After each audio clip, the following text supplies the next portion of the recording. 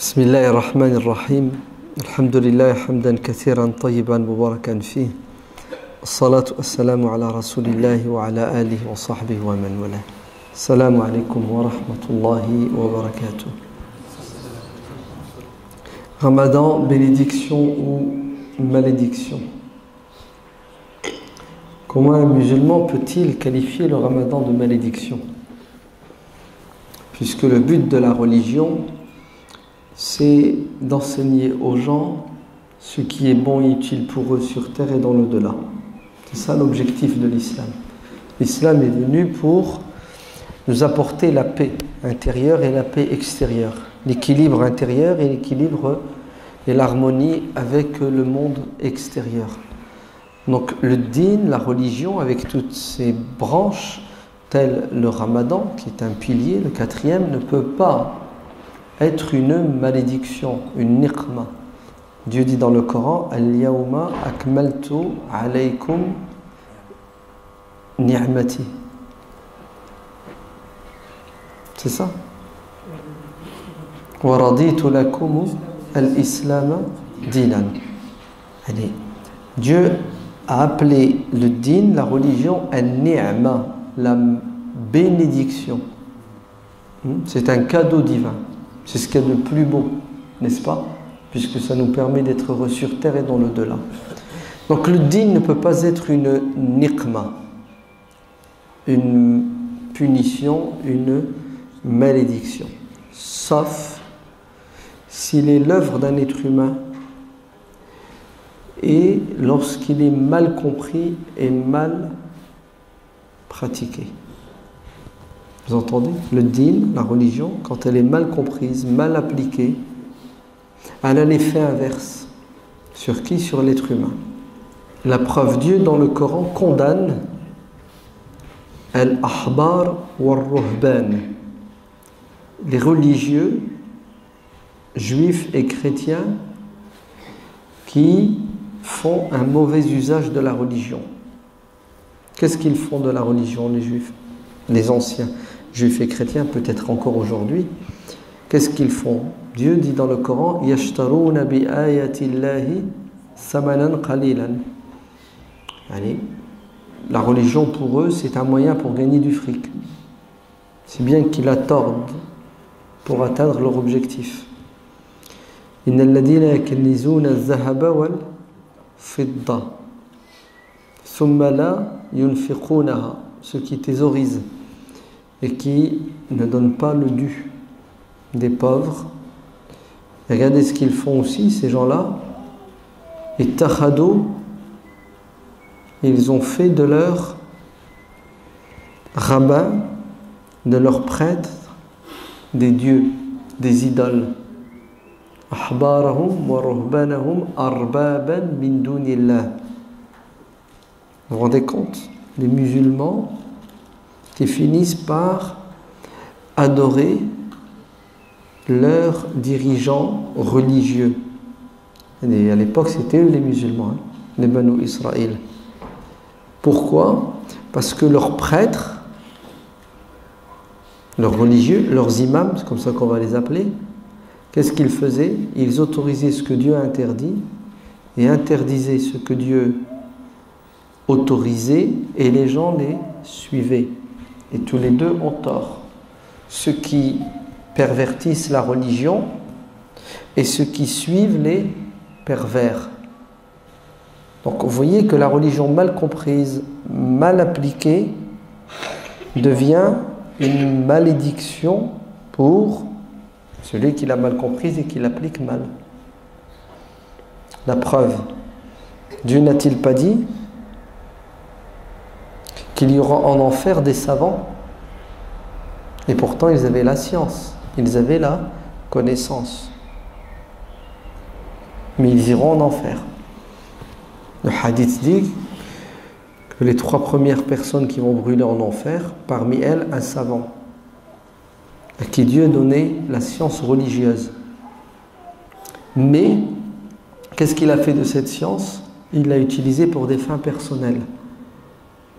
Tout ce qui l'intéressait sur terre, ce n'était pas de plaire à Dieu, mais de plaire aux gens.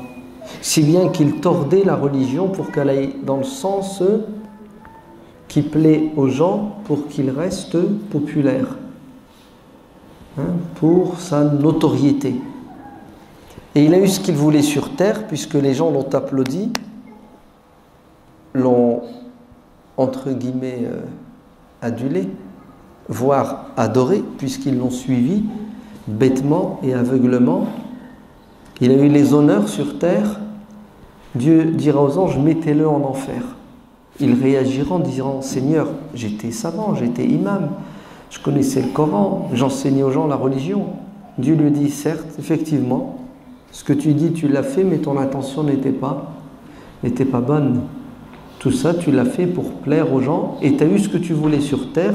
Pourquoi devrais-tu avoir une double récompense aujourd'hui, d'ailleurs, à laquelle tu n'as jamais pensé? Mettez-le en enfer. Donc vous avez vu, il avait la religion. Est-ce que ça l'a sauvé? Non. Un autre hadith, le prophète sallallahu alayhi wa sallam dit, les gens du paradis jetteront un regard et ils verront en enfer des imams qui vont tenir dans leurs mains leurs abats, leur intestin, et qui vont les tirer dans les flammes de l'enfer. Et ils tournent comme ça en rond. Les gens sont choqués en disant, vous, nos imams en enfer, dans cette situation terrible, pourtant vous nous ordonniez le bien, vous nous interdisiez le mal, que faites-vous en enfer? Et ces imams diront, on vous ordonnait le bien mais on ne le faisait pas, on vous disait de ne pas faire le mal mais on était les premiers à le faire. Donc vous avez vu, quand la religion est mal comprise, mal pratiquée, elle devient une malédiction pour celui qui l'a mal comprise, qui l'a mal pratiquée. Le prophète, sallallahu alayhi wa sallam, ne dit-il pas dans le hadith sahih, tawaghalu fi hada ad-din bi rifq, pénétrez dans cette religion avec douceur, parce que si vous êtes trop dur, si vous en faites de trop, qu'est-ce qui va vous arriver? La religion va vous briser. Il est fort le hadith, Ghalaba. C'est-à-dire, au lieu que la religion te libère, elle t'emprisonne. Au lieu que la religion te facilite la vie, elle te la rend impossible. La religion te casse, elle te détruit, toi, ta femme, tes enfants et ton entourage. Le prophète, sallallahu alayhi wa sallam, n'a-t-il pas dit dans le hadith sahih aussi, il y a parmi vous des gens qui font fuir les gens de la religion. Pourquoi est-ce qu'ils les font fuir? Parce qu'ils sont trop durs. Ouais. Ils compliquent les choses. Ils demandent aux gens de courir à une vitesse qui n'est pas la leur. D'ailleurs, Dieu le dit dans le Coran, toujours à propos des anciens imams des Banu Israël, Ya ahlal kitabi la taghlu fi dinikum, ô gens du livre, n'exagérez pas dans la pratique de votre religion. Ouais. Soyez dans le juste milieu. Le juste milieu, c'est l'équilibre, c'est la souplesse, c'est la facilité, parce que la religion doit être accessible. Donc, la religion mal comprise, mal pratiquée, devient une malédiction. D'ailleurs, les sectes, c'est quoi? C'est quoi une secte? On en a. Il y en a eu, il y en a, il y en aura toujours. Qu'est-ce que c'est une secte? Une mauvaise compréhension de la religion et une mauvaise pratique de la religion. Mais des sectes, il n'y en a pas 72 ni 73, il y en a des centaines. Il y en a eu des centaines, il y en aura encore des centaines, tant qu'il y aura des êtres humains sur terre. Quand on dit Ramadan, bénédiction ou malédiction, ça veut dire quoi? Ça ne veut pas dire le Ramadan en tant que prescription divine est une malédiction. Hacha, celui qui dit ça est un mécréant, car il insulte la religion de Dieu. Mais ce que l'être humain fait de la religion, ce qu'il comprend de la religion, ça peut être une malédiction. C'est clair? Vous avez compris le titre? Ça veut dire quoi? Ça veut dire que Vous avez la religion sous forme de texte, le Coran, les hadiths authentiques. C'est ça la religion, oui ou non? Très bien. Et ensuite, vous avez l'être humain. L'être humain, il doit faire quoi? Il doit entrer en contact avec la religion. Il doit croire, et ensuite il doit pratiquer. Mais avant de croire et de pratiquer, il doit faire quoi? Il doit d'abord comprendre. Donc il doit faire bon usage de son intelligence. Allah nous a donné un cerveau, une raison. Et qu'est-ce que nous devons faire? Nous devons penser et réfléchir pour adhérer à la religion, pour la mettre en pratique, pour sauver notre peau sur terre et dans l'au-delà. C'est clair? Qui dit intervention de l'homme, l'intelligence humaine, dans un domaine, quel que soit le domaine, qui dit cela, ça implique obligatoirement des erreurs, des imperfections. Vous entendez? Car l'homme n'est pas parfait. Ainsi, qu'est-ce que fait l'homme? Il essaie de comprendre ce que Dieu veut de lui. Il essaie de pratiquer la religion comme Dieu le veut. Parfois, il y réussit et parfois, il se trompe. La preuve. Combien de compagnons ont fait un effort pour pratiquer et ils se sont trompés et Dieu et le prophète les ont corrigés. Pourtant, ils avaient le Coran.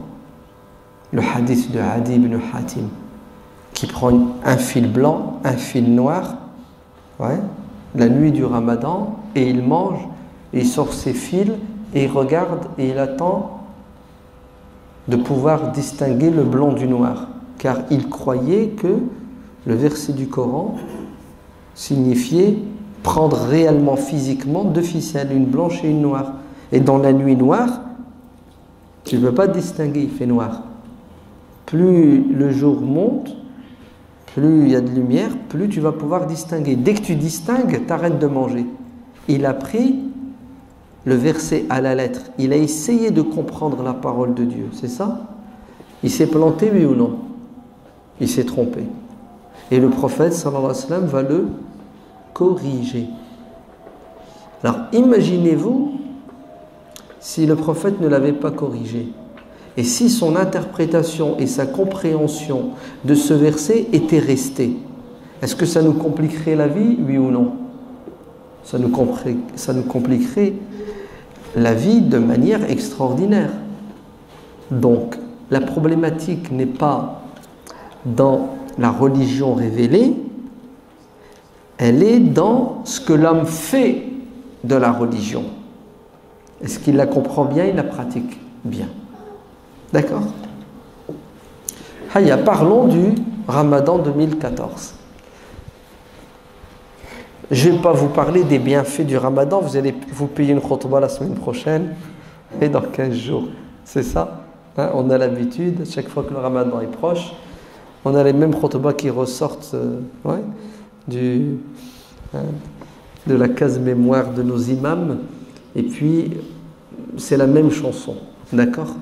L'islam est basé sur 5 piliers, le 4e pilier c'est le mois de Ramadan, etc. etc. J'enfonce pas des portes ouvertes, elles sont déjà ouvertes. C'est pas ce qui m'intéresse.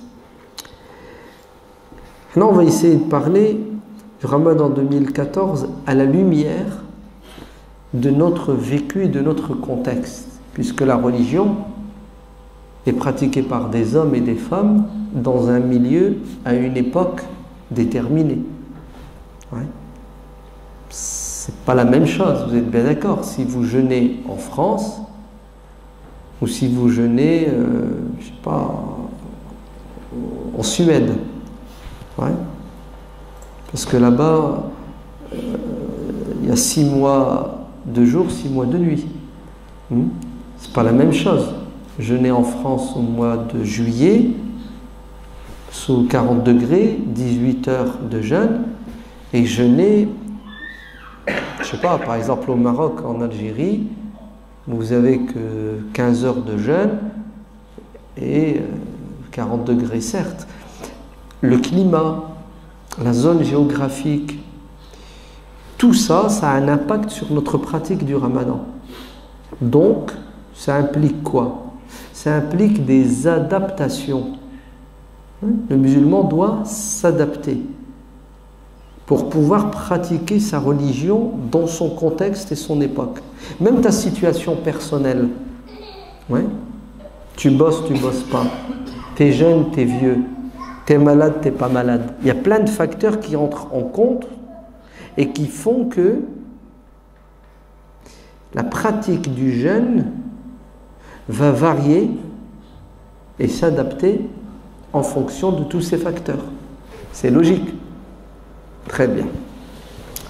La première des choses, vite fait, c'est le début du mois de Ramadan. Ouais. Si on était dans un pays musulman, avec des institutions religieuses musulmanes reconnues en bonne et due forme, on n'aurait pas ce problème de la détermination du début et de la fin du mois de Ramadan, puisque l'autorité religieuse va annoncer le début du Ramadan. Allez, vous allez au Maroc, vous allez en Algérie, en Tunisie, il y a un ministère des Affaires religieuses, officiellement on vous dira le Ramadan c'est demain, c'est après-demain. Donc ce problème n'existe pas dans les pays musulmans parce qu'il y a une unité territoriale, géographique et politique.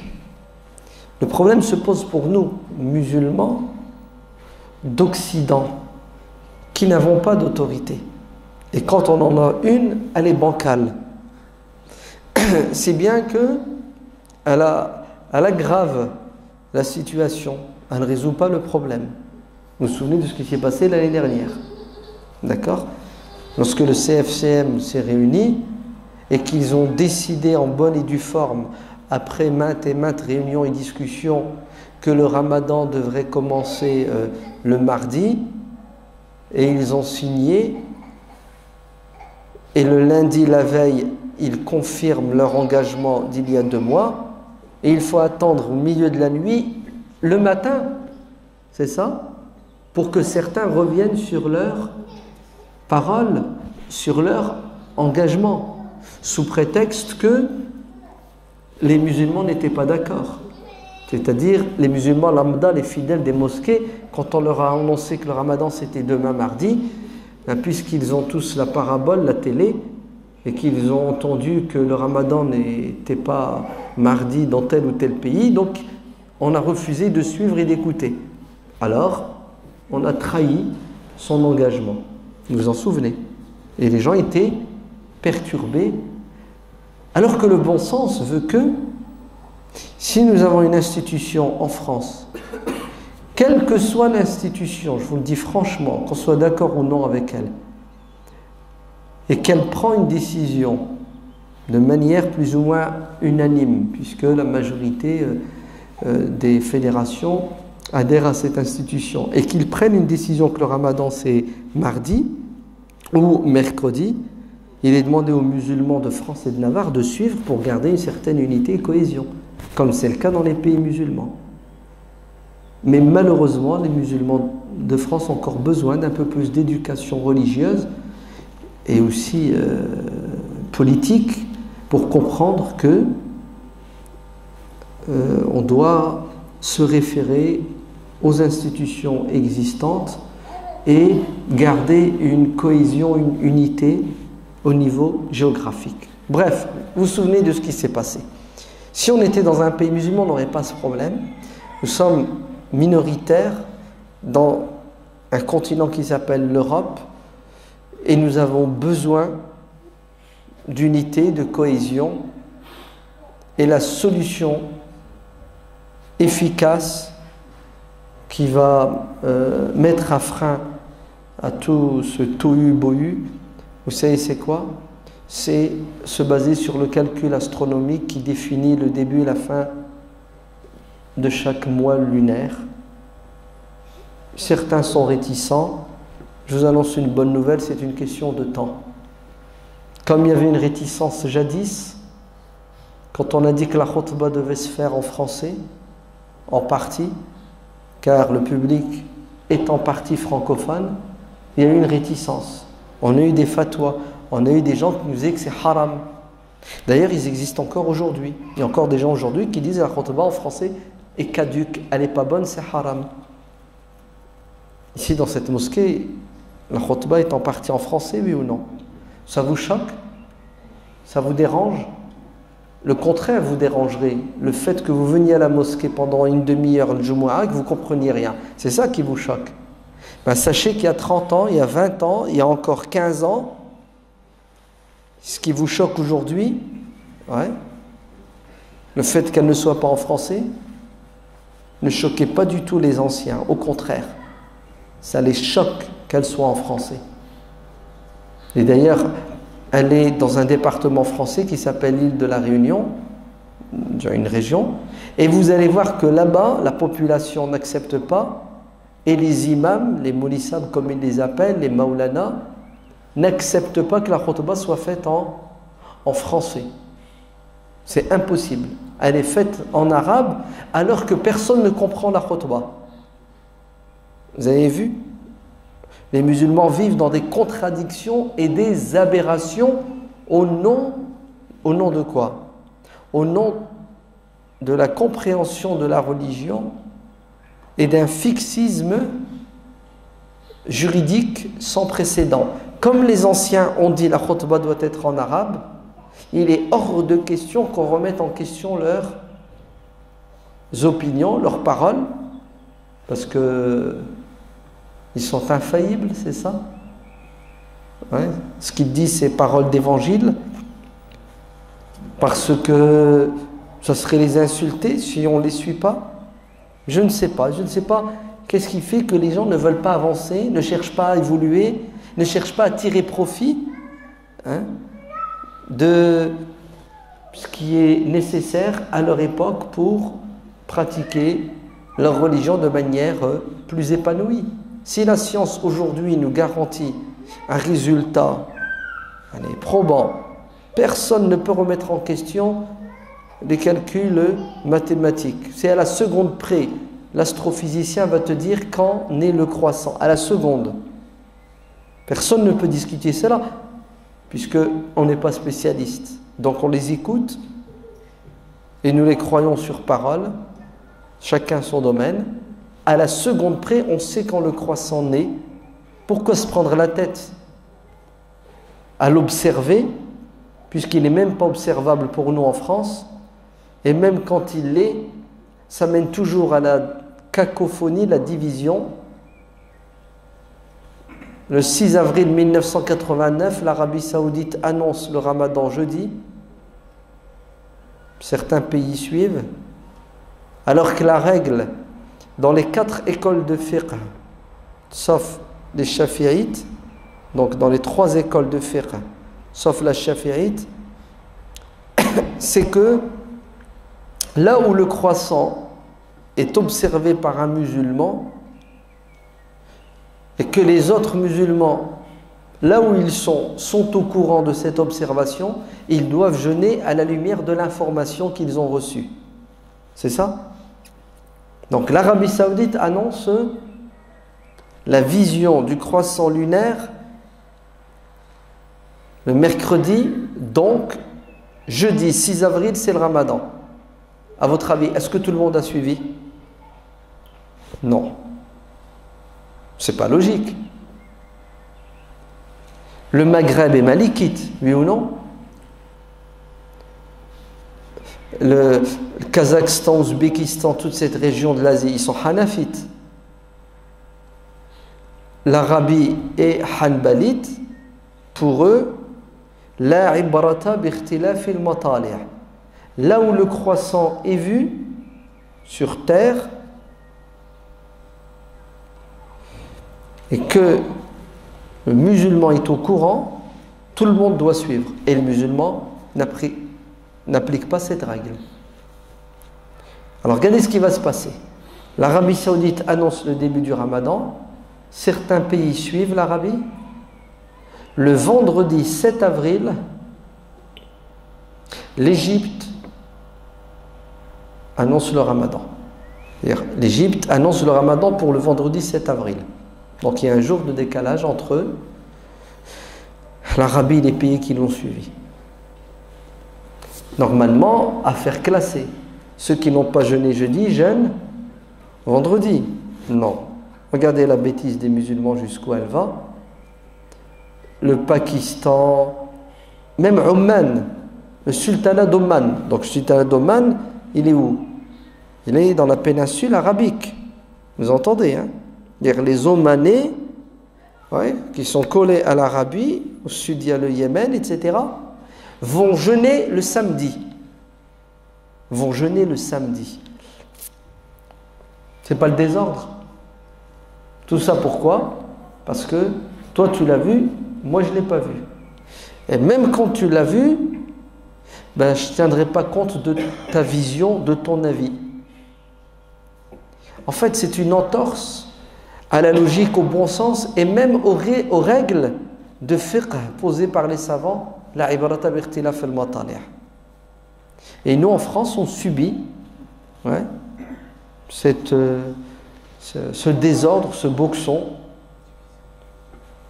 C'est plus qu'une division, c'est de la zizanie. Et je me souviens, est-ce il y a 4 ans ou 5 ans, la fin du Ramadan, certains avaient annoncé, je ne sais plus, par exemple, la fin du Ramadan, l'Aïd vendredi, d'autres samedi, et ça a été une catastrophe. Telle mosquée prit la prière de l'Aïd, telle autre mosquée non, dans la même ville.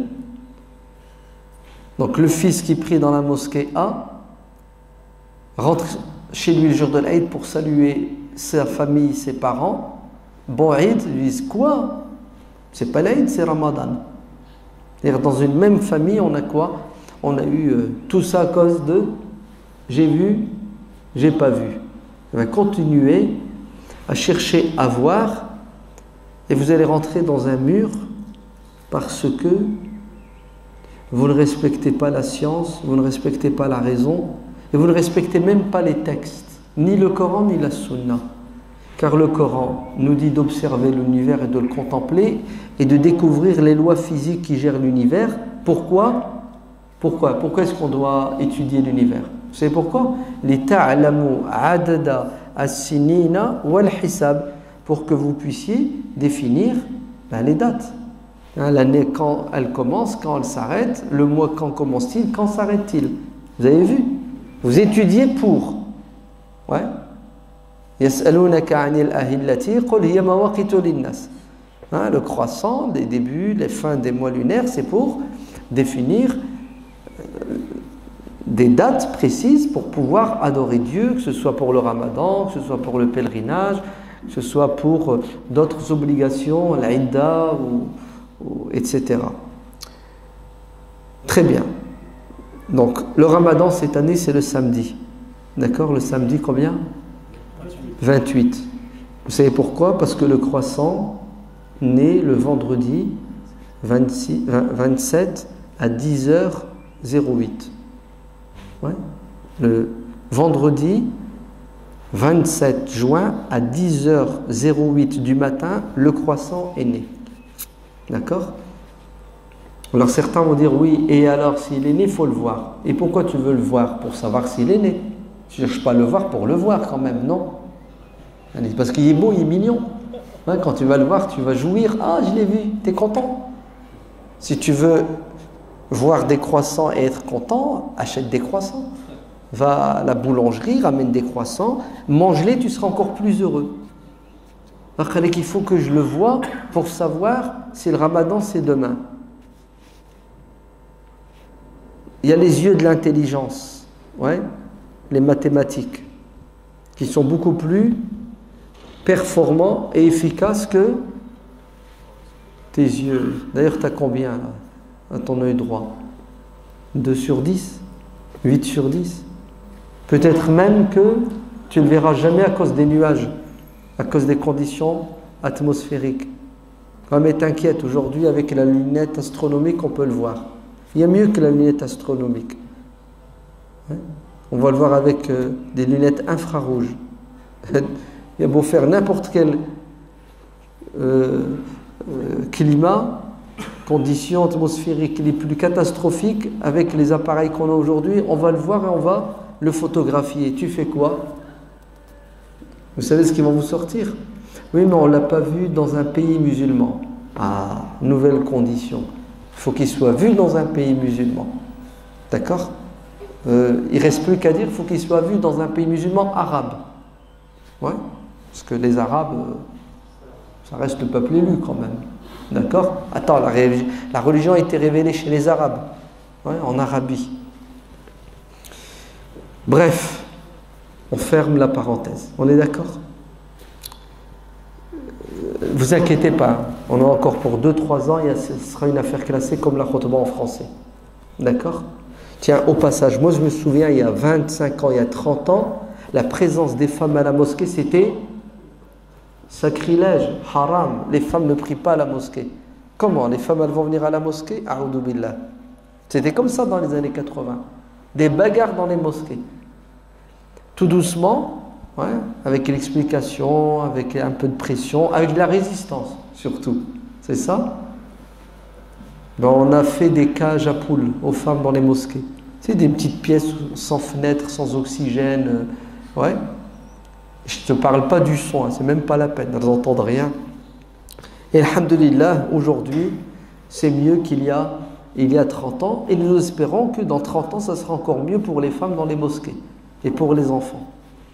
Donc, vous inquiétez pas, il faut se battre, il faut nager à contre-courant pour apporter des solutions aux problèmes. Il ne faut pas avoir peur d'évoquer les problématiques et d'apporter des vraies solutions, même s'il y a de la résistance. Et alors, le prophète sallallahu alayhi wa sallam est arrivé avec une religion, avec une nouvelle manière de penser. Il y a eu de la résistance ou il n'y a pas eu de la résistance? On l'a combattu même. Donc c'est toujours comme ça, vous savez, quand il y a quelque chose de nouveau, les gens ne connaissent pas, ils n'ont pas l'habitude, hop, ils résistent. Et si vous patientez à expliquer, avec le temps, la vérité, le bon sens l'emportera sur le non-sens. Deuxième chose importante, le ramadan peut se transformer en malédiction si, au lieu d'obéir à Dieu, on lui désobéit pendant le ramadan. Fait-on des péchés pendant le ramadan? Oui, pas mal de péchés. Et un péché en particulier qui est propre au ramadan, bien qu'il existe avant, mais pendant le ramadan, il s'exprime de manière encore beaucoup plus satanique, bien que les diables soient enchaînés, du moins les boss parmi les diables. Maradatu shayatin. C'est quoi donc ce péché terrible que nous commettons pendant le ramadan? C'est le gaspillage, n'est-ce pas? Ouais. Et les études dans les pays musulmans sont on ne peut plus claires. Avec la consommation pendant le mois de Ramadan, hop, ça atteint un pic qui dépasse l'entendement. Ça va en moyenne jusqu'à 30% de dépenses et de consommation en plus. Vous entendez? Si tous les mois tu as l'habitude de dépenser, je sais pas moi, 600 € pour boire et manger, quand le Ramadan arrive, les 600 € se transforment en quoi? En 900 €. C'est terrible quand même. Hein? On dirait que ton estomac il gonfle pendant le Ramadan. Ouais, pour le remplir. C'est ça? Non, en fait l'estomac c'est toujours le même. Ouais. Pourquoi à votre avis est-ce que les musulmans dépensent plus? Est-ce qu'ils ont faim? Non? Je sais pas. C'est bizarre, hein? C'est une frénésie. On court, on achète. Regardez, là c'est dans 15 jours le Ramadan. Allez, vite, on va aller faire les courses, c'est le Ramadan. Ouais. Et demandez aux commerçants, demandez aux bouchers en particulier, c'est les boucheries halal, demandez-leur. Là, ils sont en train de se frotter les mains. Ils attendent Ramadan. Et vous allez voir les queues. Hein. Ramadan, c'est samedi, jeudi, vendredi. Vous avez intérêt de commander votre agneau, votre quart de veau, parce que vous n'allez plus rien trouver le samedi. C'est impressionnant. Tous les commerçants musulmans vous disent Ramadan, c'est la rahma au niveau business, c'est la bénédiction, c'est la baraka du Ramadan. Pendant un mois, je fais le chiffre d'affaires de 3, 4, 5 mois. Un mois. Et qui parmi vous osera dire le contraire? Les musulmans gaspillent pendant le Ramadan. Il suffit de regarder la table à l'heure du Maghrib. Tu peux même plus aller trouver 1 cm² de vide. Ouais. Et comment ça se termine? Une partie à la poubelle. Une partie à la poubelle. Parce qu'il y a des musulmans qui n'osent pas conserver et remanger le lendemain la nourriture de la veille. Parce que les canons, non, moi, ça doit être frais, ça doit être préparé en temps et en heure. Ouais. Vous allez me dire, ouais, mais c'est rien, si on fait beaucoup, on donne, on partage. Ouais. Tous les soirs, tu partages, tous les soirs, tu donnes. Ça serait bien. Hein. D'ailleurs, c'est un des objectifs du Ramadan. Ouais, c'est de donner, de partager. Faites et partagez et ne gaspillez pas. Donc Allah ibarak fikum, attention au gaspillage. Dieu dit dans le Coran, Innal mubazzirina kanu ikhwana ash-shayatin. Les gaspilleurs sont les frères des diables. Ouais. Le diable s'installe à notre table pendant le Ramadan. Pardon, les diables s'installent à nos tables pendant le Ramadan pour nous pousser à l'heure du Maghrib, au moment où on doit être heureux et content parce qu'on va manger et Dieu va nous récompenser, et ils veulent transformer ce moment d'adoration et de plaisir en moment de désobéissance et de péché via un grand péché qui s'appelle le gaspillage. Donc je lance un appel solennel aux femmes, aux musulmanes, à nos épouses et à nos mères et à nos sœurs et à nos filles, le rationnement. Vous fermez les robinets. Il va y avoir des manifs, je crois. Hein. C'est ça? Oui. Parce que ce sont elles les premières responsables. Vrai ou faux? Ce sont elles qui préparent, ce sont elles qui servent. Elles sont tellement bonnes et généreuses. Elles aiment tellement leur mari, leurs enfants, leurs frères et leurs sœurs, etc. qu'elles se disent, mon Dieu, ils ont faim, ils ont soif. Il faut leur donner à profusion. L'amour vous aveugle. Faites votre devoir de manière posée, de manière modérée. L'excès est haram dans toute chose. Kulu washrabu wa la tusrifu. Vous vous rendez compte? Dieu nous dit buvez, mangez et ne gaspillez pas. Parce qu'il sait qu'on va gaspiller. Et si jamais il en reste au frigo et rebelote le lendemain, c'est ce qu'on mange en premier. Vous entendez? Ce qui reste de la veille, recyclé pour le lendemain. C'est clair? Normalement, ce qu'on devrait faire, c'est au lieu de dépenser un tiers en plus pendant le Ramadan, on devrait dépenser un tiers en moins. Donc, faire des économies et investir cet argent économisé dans les estomacs de ceux qui n'ont rien à manger le soir. C'est ça? Et il y en a ou il n'y en a pas? Il y en a des millions de musulmans qui meurent de faim, non pas parce qu'ils jeûnent, mais parce qu'ils n'ont rien à manger le soir. Et à l'inverse, vous avez des millions de musulmans qui ne savent plus quoi faire de la nourriture le soir, si bien qu'ils la jettent. C'est la fameuse sentence de Omar ibn al-Khattab qui a vu un homme qui était obèse, bien portant. Avec son bâton, il lui a mis un coup dans son flanc, bien graisseux, et il lui a dit tu aurais dû en laisser un peu à ton cousin. Et si tu es comme ça, c'est que tu as mangé la part de quelqu'un d'autre. Voilà. Il y a des musulmans qui meurent d'obésité, de toutes ces maladies dues à la nourriture et l'excès de nourriture, et vous en avez qui meurent de faim. Ouais. Qui sont anorexiques malgré eux, parce qu'ils n'ont rien à manger. Honteux ou pas honteux? Vous connaissez tous cette parole du prophète Yusuf alayhi salam. Il paraîtrait qu'il jeûnait un jour sur 2. Et on lui a fait la remarque en disant: ô prophète Joseph, pourquoi tu jeûnes alors que tu es ministre? D'un air de dire: tu as de quoi manger tous les jours. Il a dit: un jour je jeûne et je me rassasie, je mange bien, je remercie Allah, et le lendemain, non, un jour je ne jeûne pas et je me rassasie, je mange bien et je remercie Dieu, et le lendemain je jeûne pour compatir avec ceux qui ont faim, ceux qui souffrent. C'est-à-dire, je jeûne pour avoir faim, pour ne pas oublier la misère de ceux qui ne trouvent pas à manger, comme moi, un jour sur 2. D'accord? Donc ça, c'était la deuxième chose. La troisième chose. Le ramadan peut se transformer en malédiction. Quand vous avez le malheur de tomber sur un imam, qui est tout sauf un imam. D'accord? Parce que nous avons des imams et des imams. Nous avons des imams et des pseudo-imams. Et l'habit ne fait pas l'imam. Un imam qui vous prend en otage. Ouais.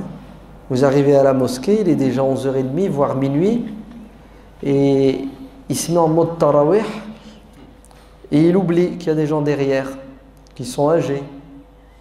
Ou tout simplement des gens qui sont fatigués. Parce que normalement, à minuit, on dort, hein, oui ou non? Minuit et demi, on dort, on est fatigué. Des gens qui ont travaillé la journée. Même pas. Des gens tout simplement qui ont jeûné. Jeûner 18 heures, ça a un impact sur ton physique. THS. Combien de gens ont mal à la tête? Ouais, parce qu'il manque de café ou je ne sais quel produit. Et qu'est-ce que fait l'imam? Les tarawih, t'en as pour 1 heure. Et quand il a fini, tu dis: enfin, il a fini? Non. Il te prépare une dua d'enfer. 1/4 d'heure. Si bien qu'à la fin, tu pries Dieu pour qu'il arrête de prier Dieu. Vrai ou faux? Ça vous est déjà arrivé, non? Tu as envie de dire: pitié, il va arrêter. Tu fais plus les choses avec plaisir et avec amour. Tu subis le diktat de l'imam. J'ai oublié de vous dire, hein, l'imam, lui, la journée, il n'a pas bossé. Hein. Lui, l'imam, la journée, il a dormi.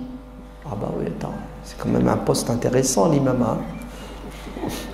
Il fait 5 prières comme nous. Ouais. Mais le problème, c'est que nous, on bosse.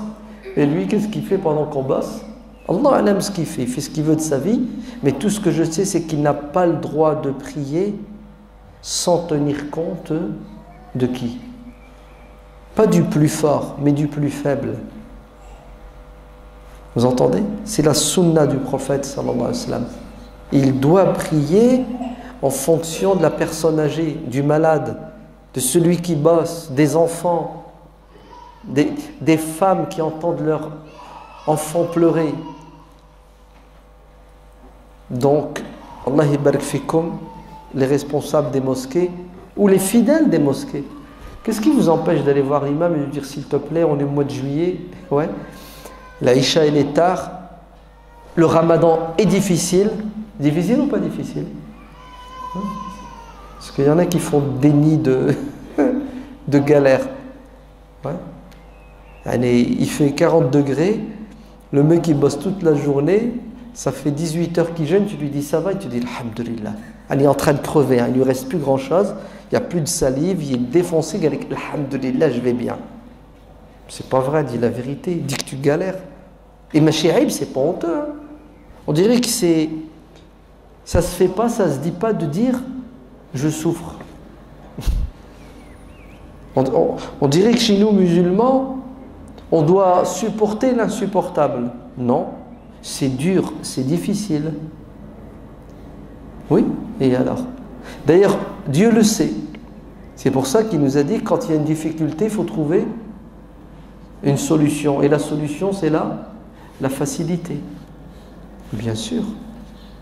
Ne nous a-t-il pas dit, on est en voyage, on galère, tu manges. T'es malade, tu manges.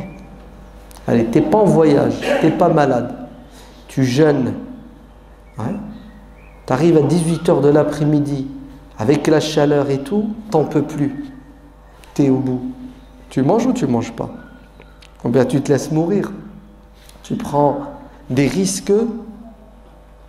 Non, l'islam ne nous a pas dit d'aller au suicide. L'islam nous a mis des limites. Et ça, on le voit bien avec nos parents, subhanallah. 75 ans, il a le diabète, il fallait que je jeûne. Jusqu'au bout. Il fallait que c'est pas possible. Comment? Ça fait 50 ans, 60 ans que je jeûne et maintenant, à la fin de ma vie, tu veux que j'arrête de jeûner? Wallah, jusque la mort. Non, justement, il ne faut pas que le jeûne te tue. Il ne faut pas que le jeûne aggrave ta situation physique. يريد الله أن يخفف عنكم وخلق الإنسان ضعيفا. Dieu vous allégez la religion parce que l'être humain est faible. Donc un peu de bon sens. Alors, il ne faut pas que les tarawih se transforment en quoi? En prise d'otage. Vous allez me dire, oui mais attends, chacun est libre, t'as pas envie de prier à la mosquée, rentre chez toi. C'est ça? En vérité, vous savez ce qui se passe? C'est qu'on aime tous venir à la mosquée, la nuit, Ramadan, on veut faire l'Aïcha et le Tarawih, parce que il y a un plaisir spirituel, il y a une ambiance, il y a des hasanat, non? Mais quand c'est trop long, c'est trop difficile, de deux choses l'une ou l'autre. Soit vous avez un peu de personnalité et vous venez pas, et vous en avez rien à cirer des remarques des gens. Et on t'a pas vu toute la semaine, t'étais où? Parce qu'il y a une pression sociale, oui ou non? Et il y en a qui sont gênés, qui ont honte de dire je peux pas venir. Pourquoi? Je suis trop fatigué. Une fois que je mange, je suis mort, je m'endors. Alors, sous le regard des gens, la pression sociale, il y en a qui se forcent et il y en a qui poussent le bouchon tellement loin qu'à la fin, on ne fait plus les choses avec amour et plaisir. Et les imams devraient alléger les prières de Tarawih. Mais il y en a où, wallah, c'est terrible. Il faut finir le Coran. Le Coran en entier, il faut le lire pendant le Ramadan. Oui, lis-le, ça ne me dérange pas, mais ne me fais pas subir ta lecture du Coran. Ouais. Et je ne comprends pas pourquoi les Tarawih durent 1 heure. Pourquoi ça ne durerait pas 15 minutes? Et si tu as encore la pêche, tu as envie de prier, rentre chez toi et prie chez toi. Et d'ailleurs, pourquoi est-ce que les tarawih doivent être réduites et légères? Non pas uniquement pour les difficultés qu'on rencontre à prier la nuit, après un jeûne, le travail, etc. Mais vous savez pourquoi? Pour rentrer chez nous tôt, pour éviter des nuisances sonores. Parce que vous êtes bien d'accord que minuit, 1 heure du matin, comment se comportent les musulmans quand ils sortent de la mosquée? Il y en a qui sont en pleine forme. Attroupement. Et automatiquement, ça se termine en quoi? Tapage nocturne. Et on n'a rien à cirer des voisins de la mosquée. Mais absolument pas. Je fais ce que je veux, je suis libre. Un jour, vous savez, un musulman, qu'est-ce qu'il a dit? Il a dit, et alors? Je pratique ma religion et je suis libre de la pratiquer. Et parce que pour lui, pratiquer sa religion aux dépens des autres, c'est halal, c'est normal, c'est naturel. En toute vérité, je suis voisin d'une mosquée et à 1 heure du matin, pendant 1 mois, vous faites le boxon, je déménage. Ou je prie mon Dieu pour qu'il y ait un tremblement de terre et que votre mosquée déménage. C'est terrible quand même. Et c'est humain ou c'est pas humain? C'est naturel. Il ne faut pas que nos mosquées pendant le Ramadan se transforment en source de conflit. Parce que ça va mener à un conflit terrible. Les gens vont finir par nous détester. Détester l'islam, détester le Ramadan, détester le Ramdam. le bruit que font les musulmans les nuits du Ramadan. Et c'est bizarre, hein? Il sort de la mosquée, continue à parler dehors. Normalement, tu sors de la mosquée, rentre chez toi. Donc, il faudrait trouver des solutions, ne serait-ce que pour les 5-6 années, là, puisque nous sommes au solstice d'été, les journées sont longues, les nuits sont courtes, pour alléger la pratique des prières nocturnes, pour notre santé et bien-être, et pour le bien-être des voisins de la mosquée, même de tes voisins, chez toi, quand tu rentres chez toi, tu es dans un bâtiment, ouais, tu claques les portes, tu déranges les voisins et tu les réveilles, tout s'entend la nuit. Eh oui, c'est pas un péché. Et si tu n'as pas pu prier la nuit, tu veux te rattraper, rattrape-toi le jour. Ouais. Sinon, le Ramadan va se transformer en quoi? En malédiction. Ça va avoir des effets négatifs sur nous et sur notre entourage.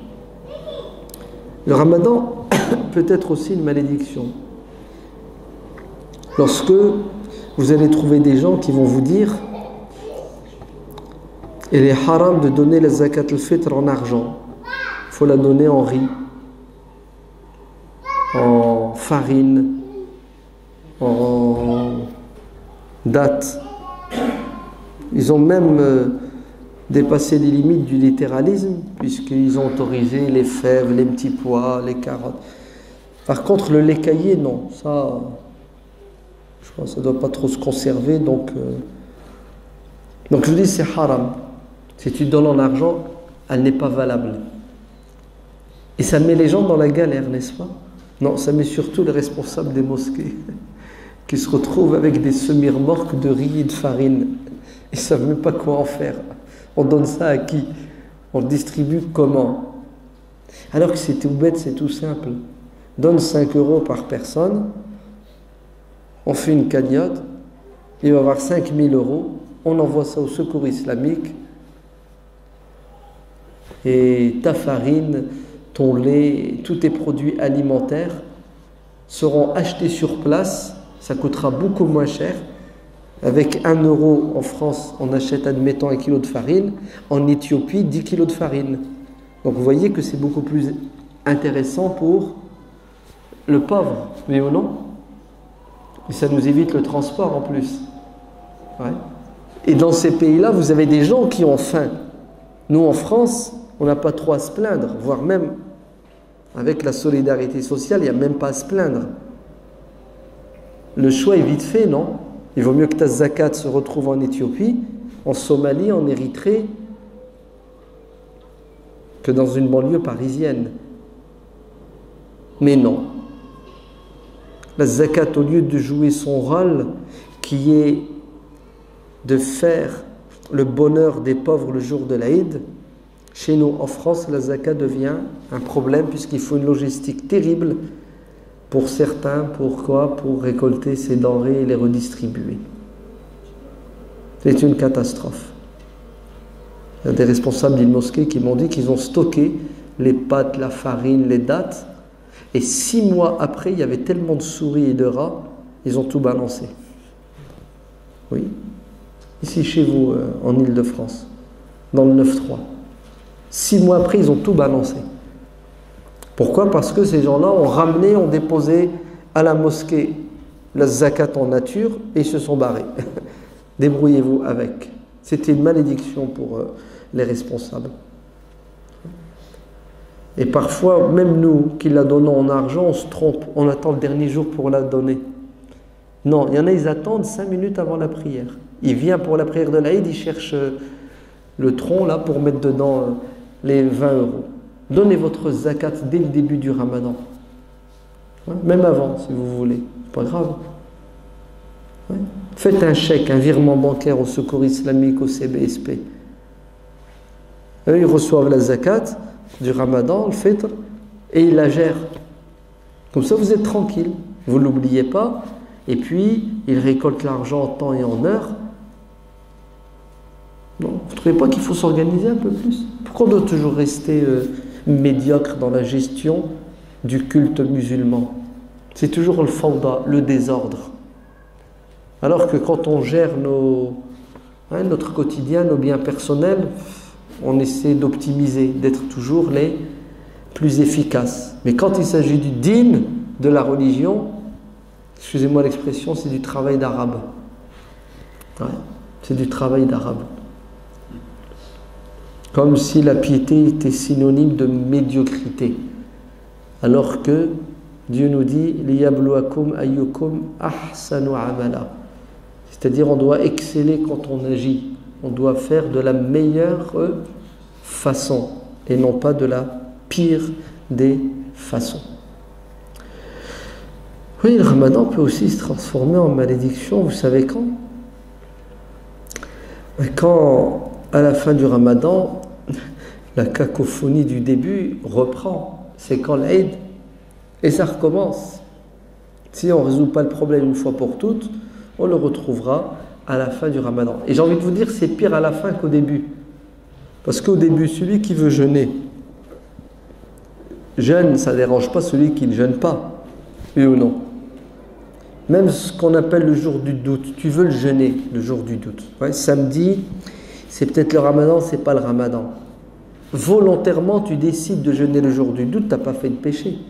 Puisque vous avez plusieurs compagnons, dont Omar ibn al-Khattab, Abdullah ibn Omar, Aïcha, Asma, et d'autres, et des tabi'in qui jeûnaient volontairement le jour du doute, en disant, je préfère jeûner un jour de Sha'ban que de rater un jour de Ramadan.